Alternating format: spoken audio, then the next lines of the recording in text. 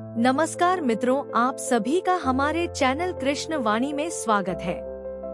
आज हम श्रीमद् भगवद गीता अध्याय 4 श्लोक 11 से लेकर श्लोक 20 तक ज्ञान कर्म संन्यास योग का अर्थ तात्पर्य विस्तार से जानेंगे।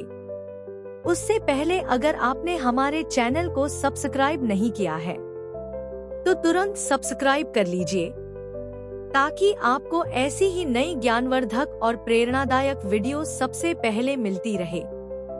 और वीडियो को लाइक कीजिए और कमेंट में जय श्री राधे कृष्ण अवश्य लिखें ताकि श्री कृष्ण की कृपा आप सभी पर हमेशा बनी रहे। तो चलिए इस महत्वपूर्ण ज्ञानमयी यात्रा की ओर आगे बढ़ते हैं। श्लोक 11 ये यथा मां प्रपद्यन्ते तांस तथैव भजाम्यहम् मम वर्तमानुवर्तन्ते मनुष्याः पार्थ सर्वशः। तात्पर्य, प्रत्येक व्यक्ति कृष्ण को उनके विभिन्न स्वरूपों में खोज रहा है। भगवान श्री कृष्ण को अंशतः उनके निर्विशेष ब्रह्मज्योति तेज में तथा प्रत्येक वस्तु के कण-कण में रहने वाले सर्वव्यापी परमात्मा के रूप में अनुभव किया जाता है। लेकिन कृष्ण का पूर्ण साक्षात्कार तो उनके शुद्ध भक्त ही कर पाते हैं। फलतः कृष्ण प्रत्येक व्यक्ति की अनुभूति के विषय हैं और इस तरह कोई भी और सभी अपनी अपनी इच्छा के अनुसार तुष्ट होते हैं। दिव्य जगत में भी कृष्ण अपने शुद्ध भक्तों के साथ दिव्य भाव से विनिमय करते हैं, जिस तरह की भक्त उन्हें चाहता है। कोई एक भक्त कृष्ण को परम स्वामी के रूप में चाह सकता है, दूसरा अपने सखा के रूप में, तीसरा अपने पुत्र के रूप में और चौथा अपने प्रेमी के रूप में। कृष्ण सभी भक्तों को समान रूप से उनके प्रेम की प्रगाढ़ता के अनुसार फल देते हैं। भौतिक जगत में भी ऐसी ही विनिमय की अनुभूतियां होती हैं और वे विभिन्न प्रकार के भक्तों के अनुसार भगवान द्वारा संभाव से विनिमय की जाती हैं। शुद्ध भक्त यहाँ पर और दिव्यधाम में भी कृष्ण का सानिध्य प्राप्त करते हैं और भगवान की साकार सेवा कर सकते हैं। इस तरह वे उनकी प्रेमा भक्ति का दिव्य आनंद प्राप्त कर सकते हैं। किंतु जो निर्विशेषवादी सच्चिदानंद भगवान को स्वीकार नहीं करते, फलतः वे अपने व्यक्तित्व को मिटाकर भगवान की दिव्य सगुण भक्ति के आनंद को प्राप्त नहीं कर सकते। उनमें से कुछ जो निर्विशेष सत्ता में दृढ़ता पूर्वक स्थित नहीं हो पाते, वे अपनी कार्य करने की सुप्त इच्छाओं को प्रदर्शित करने के लिए इस भौतिक क्षेत्र में वापस आते हैं। उन्हें वैकुंठलोक में प्रवेश करने नहीं दिया जाता, किंतु उन्हें भौतिक लोक के कार्य करने का अवसर प्रदान किया जाता है। जो सकाम कर्मी हैं, भगवान उन्हें यज्ञेश्वर के रूप में उनके कर्मों का वांछित फल देते हैं। जो योगी हैं और योग शक्ति की खोज में रहते हैं, उन्हें योग शक्ति प्रदान करते हैं। दूसरे शब्दों में, प्रत्येक व्यक्ति की विधियां एक ही पथ में सफलता की विभिन्न कोटियां हैं। इसलिए जब तक कोई कृष्ण भावनामृत की सर्वोच्च सिद्धि तक नहीं पहुंच जाता, तब तक सारे प्रयास अपूर्ण रहते हैं। जैसा कि श्रीमद्भागवत में कहा गया है, अकामः सर्वकामो व मोक्षकाम उदारधीः तीव्रेण भक्तियोगेन यजेत पुरुषं परम। इसका अर्थ यह है कि मनुष्य चाहे निष्काम हो या फल का इच्छुक या मुक्ति का इच्छुक ही क्यों न हो, उसे पूरे सामर्थ्य से भगवान की सेवा करनी चाहिए, जिससे उसे पूर्ण सिद्धि प्राप्त हो सके, जिसका पर्यवसान कृष्ण भावनामृत में होता है।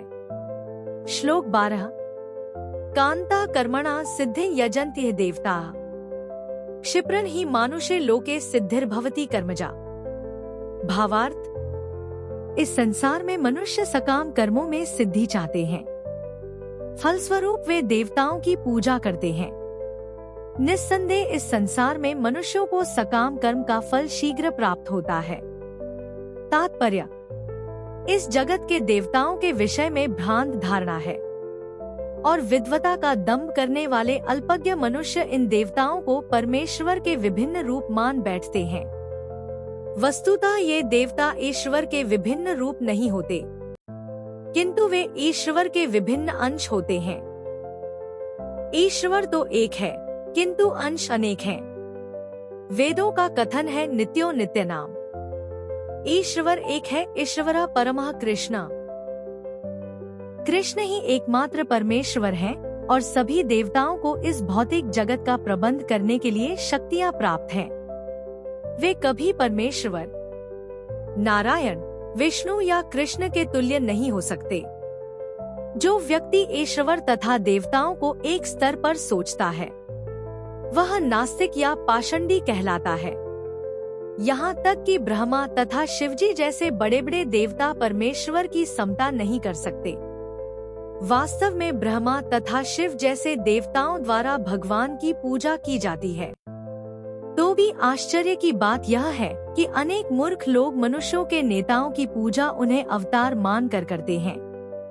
ये देवता पास इस संसार के शक्तिशाली मनुष्य या देवता के लिए आया है, लेकिन नारायण, विष्णु या कृष्ण जैसे भगवान इस संसार के नहीं हैं।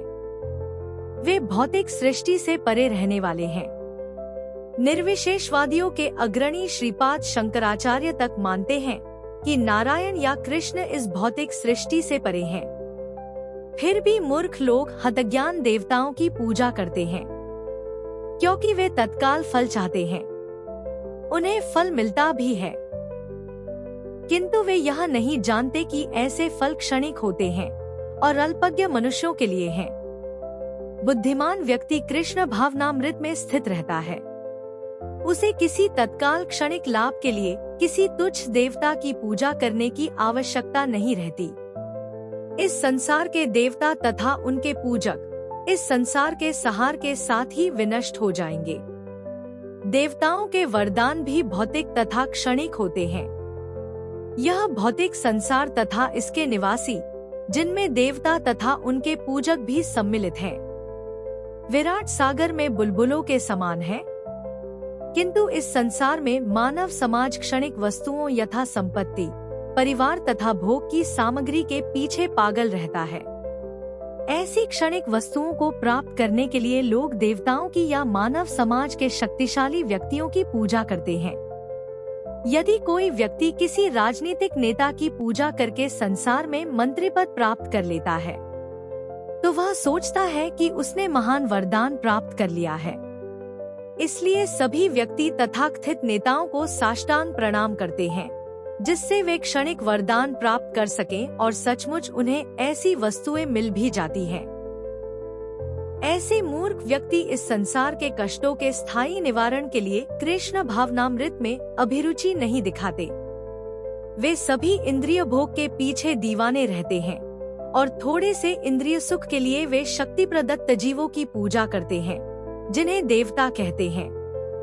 यह श्लोक इंगित करता है कि विरले लोग ही कृष्ण भावनामृत में रुचि लेते हैं।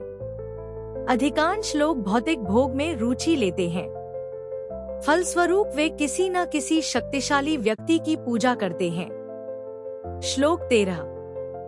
चातुवर्ण मया सृष्टम गुण कर्म विभागशः तस्य कर्तारमपि मां विद्य कर्तारमव्ययम्। भावार्थ: प्रकृति के तीनों गुणों और उनसे संबद्ध कर्म के अनुसार मेरे द्वारा मानव समाज के 4 विभाग रचे गए।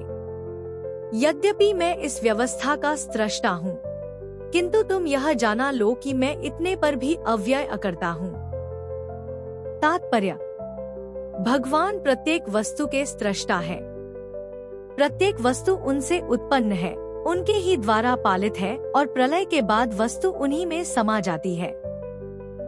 इसलिए वे ही वर्णाश्रम व्यवस्था के स्रष्टा हैं, जिसमें सर्वप्रथम बुद्धिमान मनुष्यों का वर्ग आता है, जो सतोगुणी होने के कारण ब्राह्मण कहलाते हैं।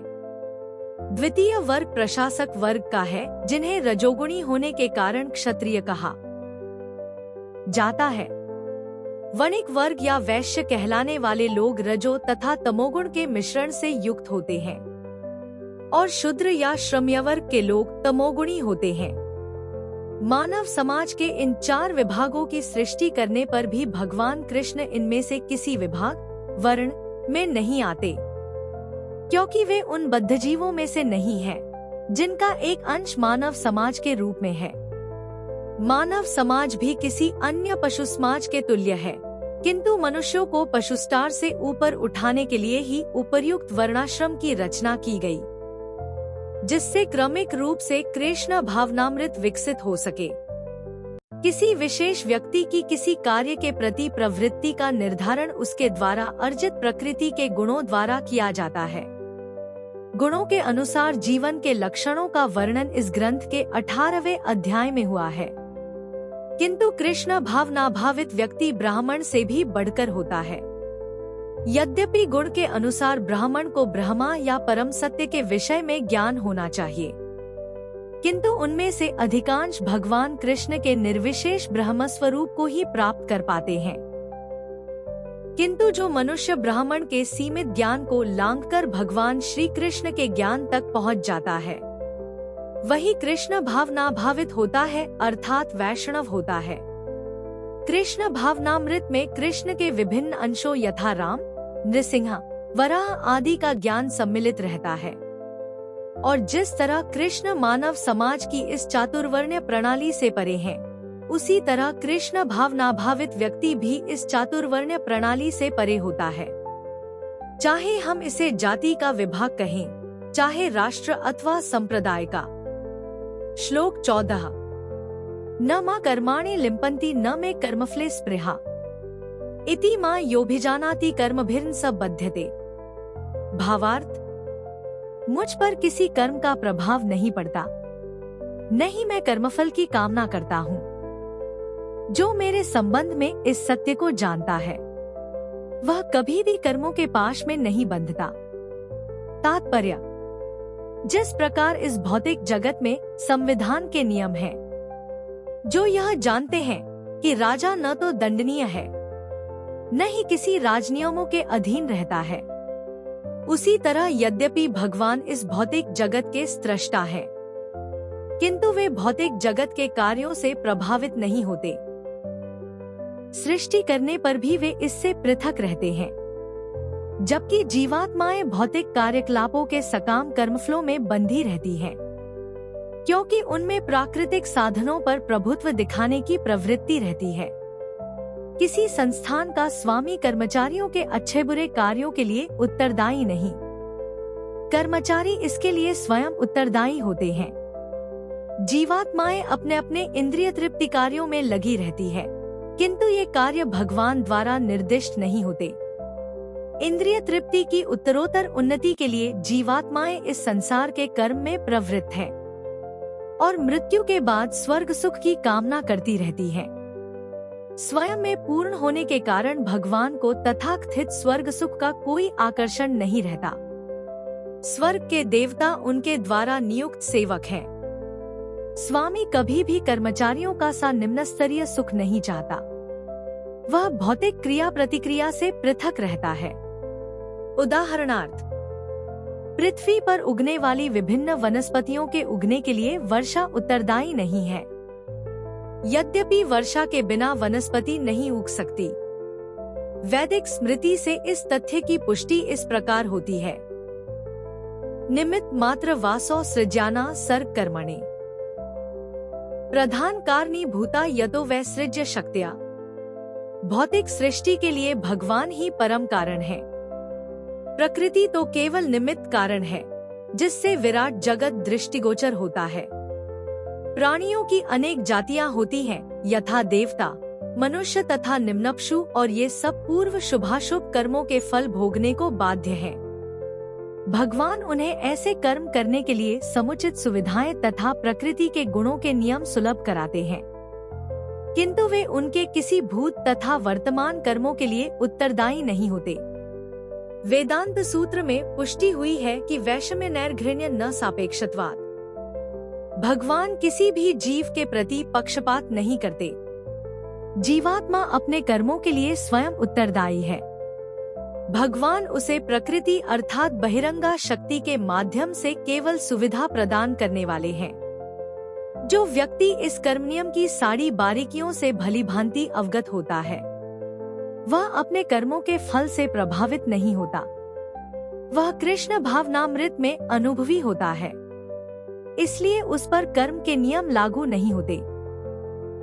जो व्यक्ति भगवान के दिव्य स्वभाव को नहीं जानता और सोचता है कि भगवान के कार्यकलाप सामान्य व्यक्तियों की तरह कर्मफल के लिए होते हैं, वे निश्चित रूप में कर्मफलों में बंध जाते हैं। किंतु जो परम सत्य को जानता है वह कृष्ण भावनामृत में स्थिर मुक्त जीव है। श्लोक 15। एवं ज्ञात्वा कृतं कर्म पूर्वैरपि मुमुक्षुभ्यः कुरु कर्मैव तस्मात् त्वं पूर्वै पूर्वतरण कृतम। भावार्थ, प्राचीन काल में समस्त मुक्तात्माओं ने मेरी दिव्य प्रकृति को जान करके ही कर्म किया, इसलिए तुम्हें चाहिए कि उनके पदचिन्हों का अनुसरण करते हुए अपने कर्तव्य का पालन करो। तात्पर्य, मनुष्यों की दो श्रेणियां हैं। कुछ के मनों में दूषित विचार भरे रहते हैं और कुछ भौतिक दृष्टि से स्वतंत्र होते हैं। कृष्ण भावनामृत इन दोनों श्रेणियों के व्यक्तियों के लिए समान रूप से लाभप्रद है। जिनके मनों में दूषित विचार भरे हैं, उन्हें चाहिए कि भक्ति के अनुष्ठानों का पालन करते हुए क्रमिक शुद्धिकरण के लिए कृष्ण भावनामृत को ग्रहण करें। और जिनके मन पहले ही ऐसी अशुद्धियों से स्वच्छ हो चुके हैं, वे उसी कृष्ण भावनामृत में अग्रसर होते रहें, जिससे अन्य लोग उनके आदर्श कार्यों का अनुसरण कर सकें और लाभ उठा सकें। मूर्ख व्यक्ति या कृष्ण भावनामृत में नवदीक्षित प्रायः कृष्ण भावनामृत का पूरा ज्ञान प्राप्त किए बिना कार्य से विरत होना चाहते हैं, किंतु भगवान ने युद्ध क्षेत्र के कार्य से विमुख होने की अर्जुन की इच्छा का समर्थन नहीं किया। आवश्यकता इस बात की है कि यह जाना जाए कि किस तरह कर्म करना चाहिए। कृष्ण भावनामृत के कार्यों से विमुख होकर एकांत में बैठकर कृष्ण भावनामृत का प्रदर्शन करना कृष्ण के लिए कार्य में रत होने की अपेक्षा कम महत्वपूर्ण है। यहाँ पर अर्जुन को सलाह दी जा रही है कि वह भगवान के अन्य पूर्व शिष्यों यथा सूर्यदेव विवस्वान के पदचिन्हों का अनुसरण करते हुए कृष्ण भावनामृत में कार्य करे। इसलिए वे उसे सूर्यदेव के कार्यों को संपन्न करने के लिए आदेश देते हैं, जिसे सूर्यदेव ने उनसे लाखों वर्ष पूर्व सीखा था। यहाँ पर भगवान कृष्ण के ऐसे सारे शिष्यों का उल्लेख पूर्ववर्ती मुक्त पुरुषों के रूप में हुआ है, जो कृष्ण द्वारा नियत कर्मों को संपन्न करने में लगे हुए थे। श्लोक 16। कि कर्म किम कर्मेति कव्योप्यत्र मोहिता तत्ते कर्म प्रवक्ष्यामि यज्ञात्वा मोक्ष से शुभात्। भावार्थ, कर्म क्या है और अकर्म क्या है, इसे निश्चित करने में बुद्धिमान व्यक्ति भी मोहग्रस्त हो जाते हैं। इसलिए मैं तुमको बताऊंगा कि कर्म क्या है, जिसे जानकर तुम सारे अशुभ से मुक्त हो सकोगे। तात्पर्य, कृष्ण भावनामृत में जो कर्म किया जाए वह पूर्ववर्ती प्रामाणिक भक्तों के आदर्श के अनुसार करना चाहिए। ऐसा कर्म स्वतंत्र क्यों नहीं होना चाहिए, इसकी व्याख्या अगले श्लोक में की गई है। कृष्ण भावनामृत में कर्म करने के लिए मनुष्य को उन प्रामाणिक पुरुषों के नेतृत्व का अनुगमन करना होता है, जो गुरु परंपरा में हो, जैसा कि इस अध्याय के प्रारंभ में कहा जा चुका है। कृष्ण भावनामृत पद्धति का उपदेश सर्वप्रथम सूर्यदेव को दिया गया, जिन्होंने इसे अपने पुत्र मनु से कहा। मनु ने इसे अपने पुत्र इक्ष्वाकु से कहा और यह पद्धति तब से इस पृथ्वी पर चली आ रही है। इसलिए परंपरा के पूर्ववर्ती अधिकारियों के पदचिन्हों का अनुसरण करना आवश्यक है, अन्यथा बुद्धिमान से बुद्धिमान मनुष्य भी कृष्ण भावनामृत के आदर्श कर्म के विषय में मोहग्रस्त हो जाते हैं। इसीलिए भगवान ने स्वयं ही अर्जुन को कृष्ण भावनामृत का उपदेश देने का निश्चय किया। अर्जुन को साक्षात भगवान ने शिक्षा दी, इसलिए जो भी अर्जुन के पदचिन्हों पर चलेगा वह कभी मोहग्रस्त नहीं होगा। कहा जाता है कि अपूर्ण प्रायोगिक ज्ञान के द्वारा धर्मपद का निर्णय नहीं किया जा सकता। वस्तुतः धर्म को केवल भगवान ही निश्चित कर सकते हैं। धर्म तो साक्षात गवत प्रणीतम। अपूर्ण चिंतन द्वारा कोई किसी धार्मिक सिद्धांत का निर्माण नहीं कर सकता। मनुष्य को चाहिए कि ब्रह्मा, शिव, नारद, मनु, चारों कुमार, कपिल, प्रहलाद, भीष्म, शुकदेव, यमराज, जनक तथा बलि महाराज जैसे महान अधिकारियों के पद चिन्हों का अनुसरण करें। केवल मानसिक चिंतन द्वारा यह निर्धारित करना कठिन है कि धर्म या आत्म साक्षात्कार क्या है। इसलिए भगवान अपने भक्तों पर हेतु की कृपा वश स्वयं ही अर्जुन को बता रहे हैं कि कर्म क्या है और अकर्म क्या है। केवल कृष्ण भावनामृत में किया गया कर्म ही मनुष्य को भवबंधन से उबार सकता है। श्लोक 17। कर्मणो ह्यपि बोद्धव्यम बोद्धव्यं च विकर्मणा अकर्मणश्च बोद्धव्यम गहना कर्मणो गतिः। भावार्थ, कर्म की बारीकियों को समझना अत्यंत कठिन है। इसलिए मनुष्य को चाहिए कि वह यह ठीक से जाने कि कर्म क्या है, विकर्म क्या है और अकर्म क्या है। तात्पर्य, यदि कोई सचमुच ही भवबंधन से मुक्ति चाहता है तो उसे कर्म, अकर्म तथा विकर्म के अंतर को समझना होगा। कर्म, अकर्म तथा विकर्म के विश्लेषण की आवश्यकता है, क्योंकि यह अत्यंत गहन विषय है। कृष्ण भावनामृत को तथा गुणों के अनुसार कर्म को समझने के लिए परमेश्वर के साथ संबंध को जानना होगा। दूसरे शब्दों में, जिसने यह भली भांति समझ लिया है वह जानता है कि जीवात्मा भगवान का नित्य दास है और फलस्वरूप उसे कृष्ण भावनामृत में कार्य करना है। संपूर्ण भगवद गीता का यही लक्ष्य है। इस भावनामृत के विरुद्ध सारे निष्कर्ष एवं परिणाम विकर्म या निषिद्ध कर्म है। इसे समझने के लिए मनुष्य को कृष्ण भावनामृत के अधिकारियों की संगति करनी होती है और उनसे रहस्य को समझना होता है। यह साक्षात भगवान से समझने के समान है। अन्यथा बुद्धिमान से बुद्धिमान मनुष्य भी मोहग्रस्त हो जाएगा। श्लोक 18। कर्मण्य कर्म यह पश्येत कर्मणि च कर्म या स बुद्धिमान मनुष्येषु संयुक्तः कृत्स्न कर्म कृत। भावार्थ, जो मनुष्य कर्म में अकर्म और अकर्म में कर्म देखता है वह सभी मनुष्यों में बुद्धिमान है और सब प्रकार के कर्मों में प्रवृत्त रहकर भी दिव्य स्थिति में रहता है। तात्पर्य, कृष्ण भावनामृत में कार्य करने वाला व्यक्ति स्वभावतः कर्म बंधन से मुक्त होता है। उसके सारे कर्म कृष्ण के लिए होते हैं, इसलिए कर्म के फल से उसे कोई लाभ या हानि नहीं होती। फलस्वरूप वह मानव समाज में बुद्धिमान होता है। यद्यपि वह कृष्ण के लिए सभी तरह के कर्मों में लगा रहता है। अकर्म का अर्थ है कर्म के फल के बिना। निर्विशेषवादी इस भय से सारे कर्म बंद कर देता है कि कर्मफल उसके आत्म साक्षात्कार के मार्ग में बाधक न हो। किंतु सगुणवादी अपनी इस स्थिति से भली भांति परिचित रहता है कि वह भगवान का नित्य दास है।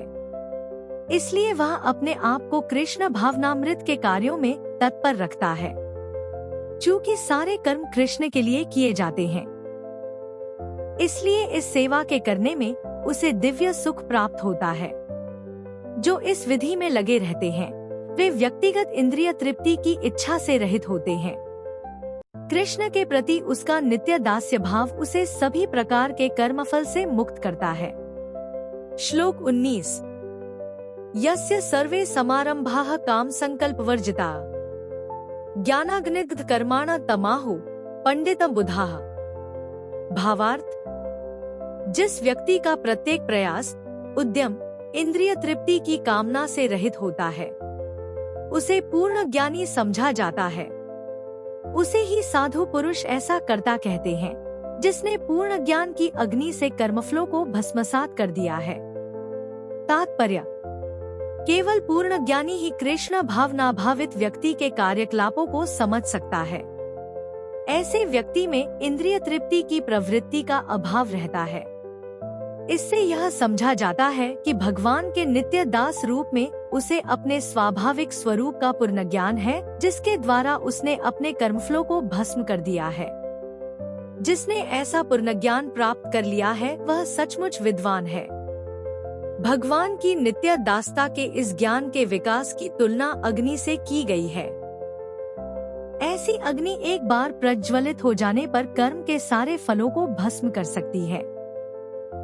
श्लोक 20। त्यक्त्वा कर्मफलासंगं नित्य तृप्तो निराश्रया कर्मण्यभिप्रवृत्तोपि नैव किंचित करोति स। भावार्थ, अपने कर्मफलों की सारी आसक्ति को त्याग कर सदैव संतुष्ट तथा स्वतंत्र रहकर वह सभी प्रकार के कार्यों में व्यस्त रहकर भी कोई सकाम कर्म नहीं करता। तात्पर्य, कर्मों के बंधन से इस प्रकार की मुक्ति तभी संभव है जब मनुष्य कृष्ण भावनाभावित होकर कर कार्य कृष्ण के लिए करे। कृष्ण भावनाभावित व्यक्ति भगवान के शुद्ध प्रेमवश ही कर्म करता है। फलस्वरूप उसे कर्मफलों के प्रति कोई आकर्षण नहीं रहता। यहाँ तक कि उसे अपने शरीर निर्वाह के प्रति भी कोई आकर्षण नहीं रहता, क्योंकि वह पूर्णतया कृष्ण पर आश्रित रहता है। वह न तो किसी वस्तु को प्राप्त करना चाहता है और न अपनी वस्तुओं की रक्षा करना चाहता है। वह अपनी पूर्ण सामर्थ्य से अपना कर्तव्य करता है और कृष्ण पर सब कुछ छोड़ देता है। ऐसा अनासक्त व्यक्ति शुभाशुभ कर्मफलों से मुक्त रहता है।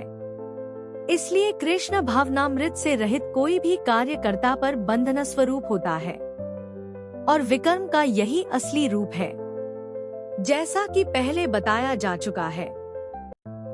दोस्तों, उम्मीद करते हैं कि आपको यह वीडियो पसंद आया होगा। मिलते हैं अगले वीडियो में। राधे राधे मित्रों।